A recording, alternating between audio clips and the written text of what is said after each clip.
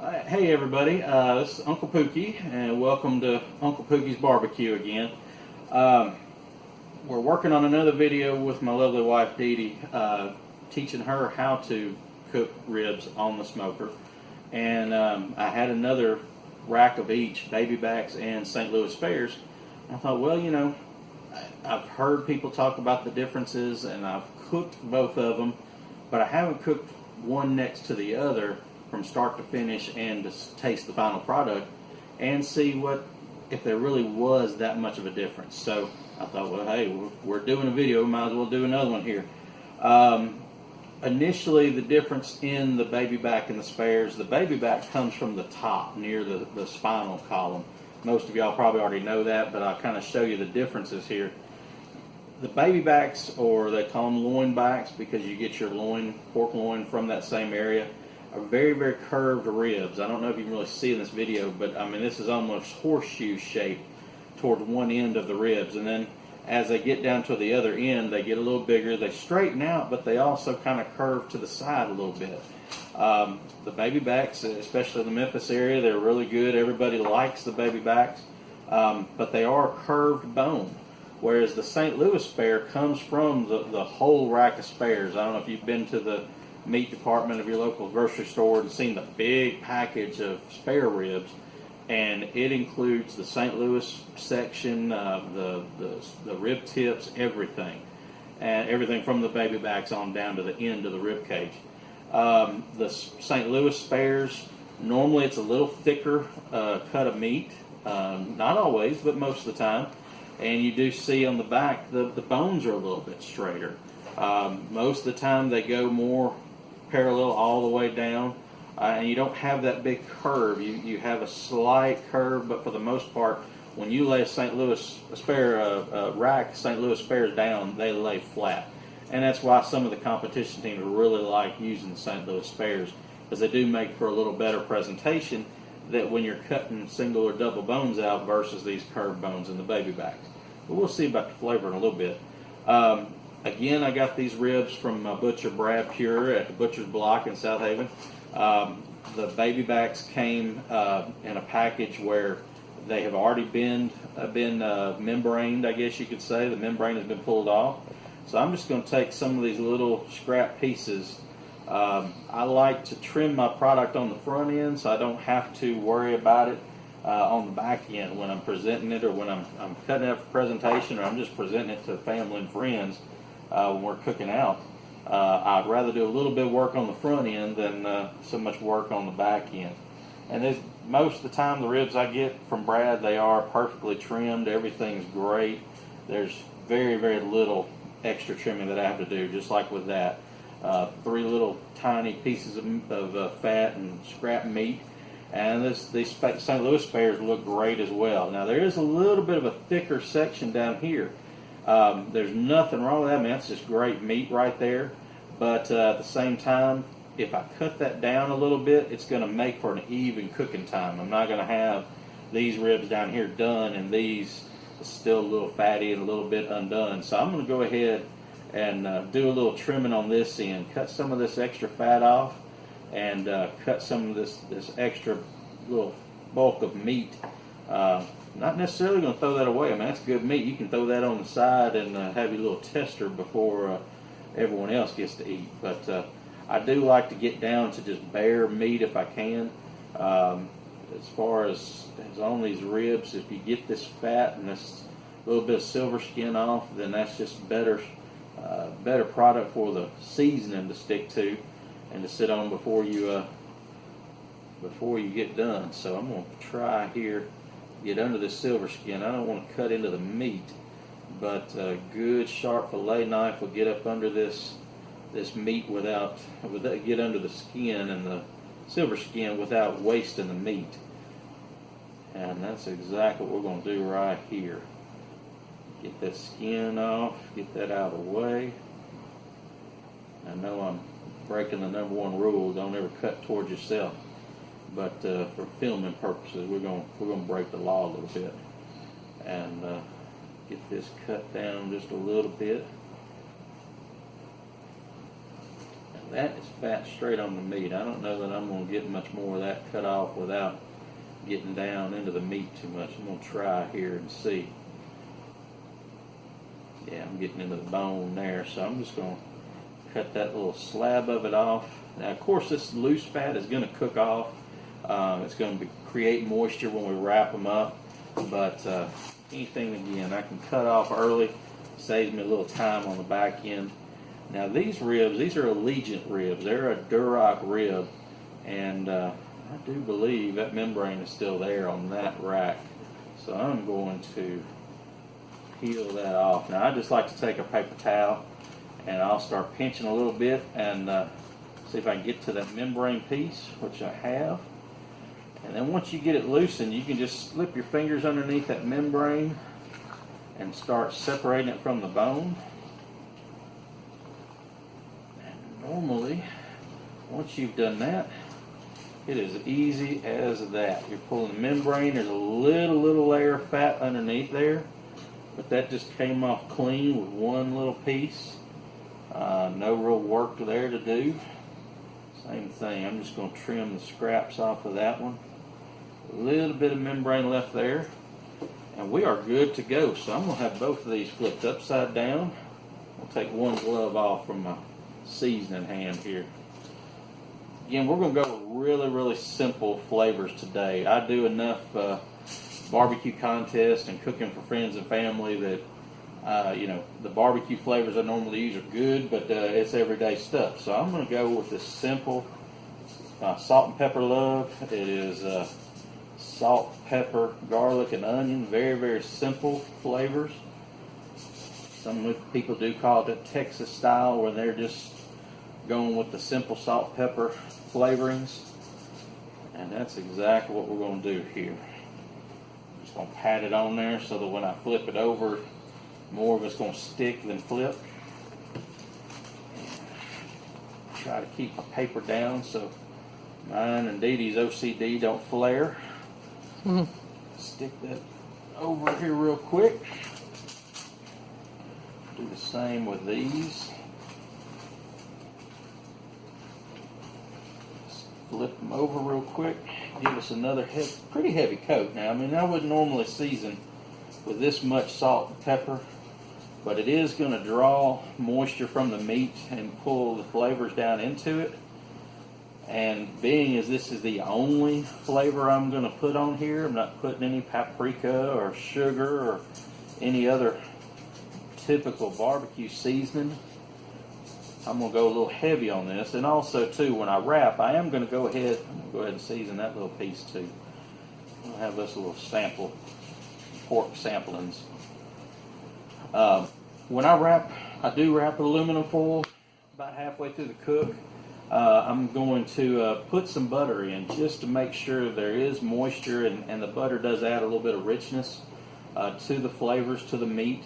I'm going to do that when we wrap it up in foil, just to kind of just add to it without adding the typical barbecue flavors to it. So I'm going to put this on the pan, and we'll go ahead and get everything ready to get them on the smoker, and we'll see y'all here in a few minutes. All right. The ribs, both racks, have been on the smoker now for almost 3 hours. They're looking really good. One reason I wanted to do just a regular plain salt and pepper, the salt and pepper love seasoning to it too, is I really want to taste the difference in the meat, if there is a big difference. I've heard that the spare ribs are a little more, they're fattier, so they're a juicier cut of rib, and that gives it a little more flavor. So when these are done, I'm going to test them, and my wife Dee Dee will be with me. We'll test them side by side, have a bite of each rib style, and see if there's any real difference between the two. Now, you can always get a rack of ribs that's got more fat, that's a little juicier than another, even between the same type. Two baby backs, one may be a little lean, one may be a little fattier, and the same with the St. Louis. But we're going to do a comparison side by side and see if there is a really big difference between the two. I am going to put a little bit of our Magic Blue bottle, the butter in here, just to kind of give it a little more oomph. make it a little richer inside the wrap, and 2, kind of keep things moist and juicy in there. That's not going to dry out inside the foil and make anything, you know, burn or stick to the foil. So we're going to do a little bit there. Not a whole lot, but just a little bit, just to add to the richness. And I don't know how true it is, but personally, I wrap with the shiny side of the foil to the inside. I heard someone say one time that the shiny side reflects the heat back in. I do it mainly because when I go to look at these ribs, I don't have the shiny side blinding me. So that's the reason I do the shiny side towards the inside. We will do that. We'll put down a little more butter for this rack of baby backs here. Just about out here. Some good looking. They're just getting red. Not really too red or too dark, but just enough there. They're going to look really, really good. Now I do like to just kind of grab anything that's hanging on there. Same thing. The more work I do on this end, the less work I got to do on the other end when it's time to eat. So you have the little hangers on there off of there.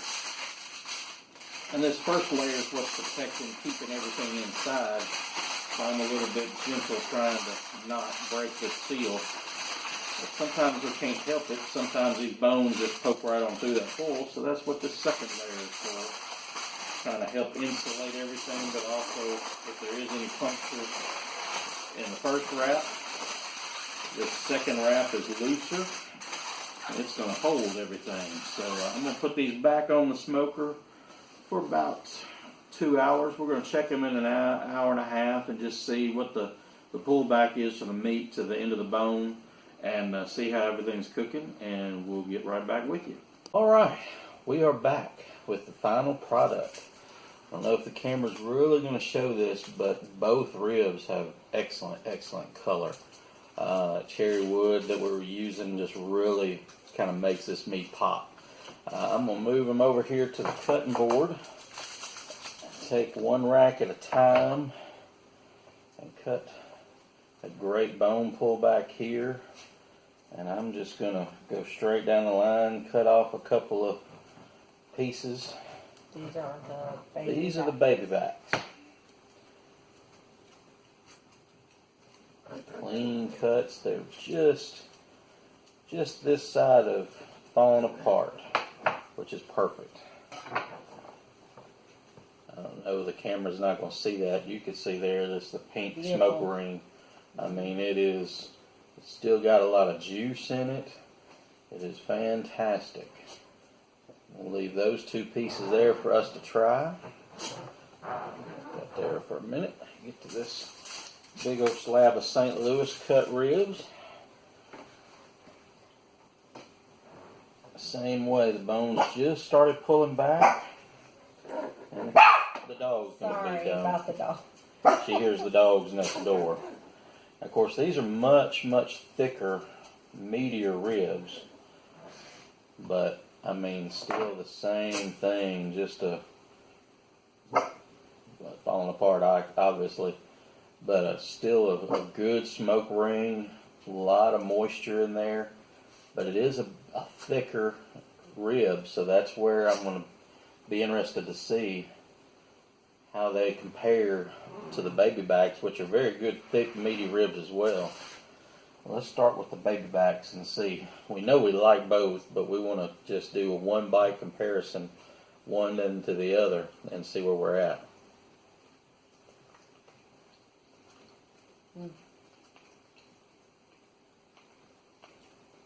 Very good. Again, just using the salt and pepper love, it's just a basic seasoning, so the flavor of the meat is really coming through. It is really good. It's tender. One bite. I said one bite. But it is really good, so. It's impossible to take one bite. I'll take that as a compliment. It would. try to finish chewing my baby backs before I go to the spares. Again, I'm just kind of curious to see. I mean, pork is pork, but I'm interested to see if there is any flavor difference, if there's a texture difference. I'm dripping juice off the bone here, so there's definitely, not that the baby backs were dry, but they are, these St. Louis spares are dripping with juice, so they're good too.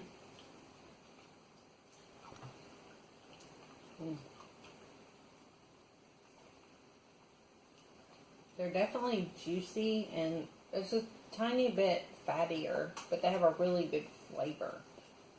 Well, and I just noticed this bite, which these were thicker ribs, so they should still need a little bit of time if the baby backs are done perfectly. But these St. Louis spares are actually a little more tender on my side. I mean, the meat's just falling apart. Yeah, these are definitely more tender.